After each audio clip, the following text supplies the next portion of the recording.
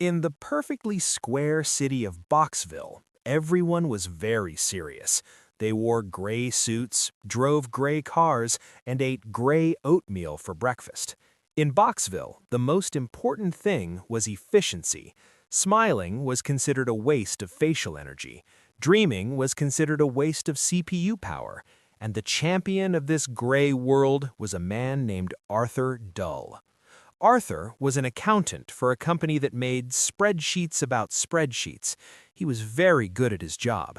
He had a 5-year plan, a 10-year plan, and a retirement plan. But Arthur had a secret problem. He had a spark. Sometimes, when no one was looking, Arthur would start whistling a happy tune. It was annoying. It distracted him from being efficient. He wanted to get rid of it so he could finally be a CEO. One foggy Tuesday, Arthur took a wrong turn and found a shop that wasn't on his GPS. It was a tiny, crooked building squeezed between 2 skyscrapers. It was painted bright yellow, pink, and purple. The sign above the door said, "Mr. Barter's Exchange. We buy useless things." Arthur walked in. The shop was a mess of clocks, feathers, jars of sunshine, and boxes of giggles. Behind the counter stood a short man with wild white hair and spectacles that magnified his eyes by 10 times. "Welcome," shouted Mr. Barter. "I smell a customer. You smell like ink and boredom. Delicious." "I want to be successful," Arthur said, straightening his tie, "but I have this whistling problem. I have this silly joy inside me that keeps distracting me. Can you take it away?" Mr. Barter's eyes widened. "Take away your spark? Your joy? Oh, that is a very expensive item, my friend. I can give you a lot for that." Mr. Barter pulled out a magnificent, heavy golden watch. It didn't just tell time, it told you how much money you were making every second. "This," said Mr. Barter, "is the watch of ultimate success. With this, you will never be distracted. You will be rich. You will be important. I will trade it for your whistle." Arthur didn't hesitate. He coughed up a tiny, glowing blue ball of light, his spark. Mr. Barter caught it in a jar. Immediately, Arthur felt different.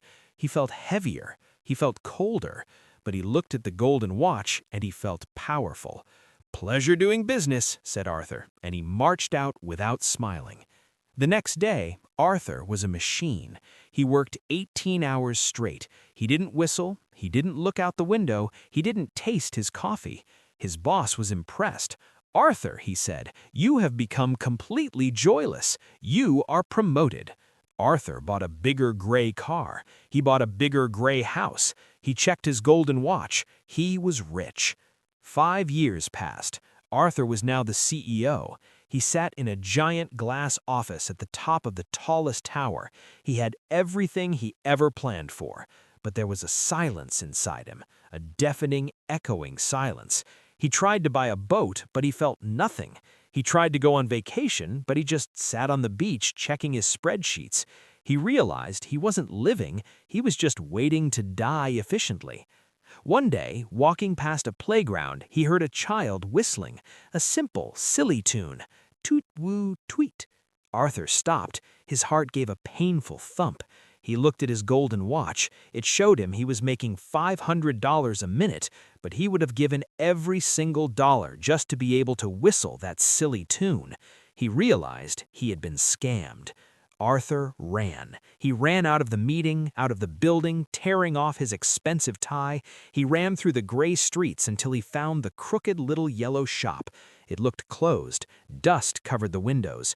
Arthur pounded on the door. "Barter, open up! I want a refund!"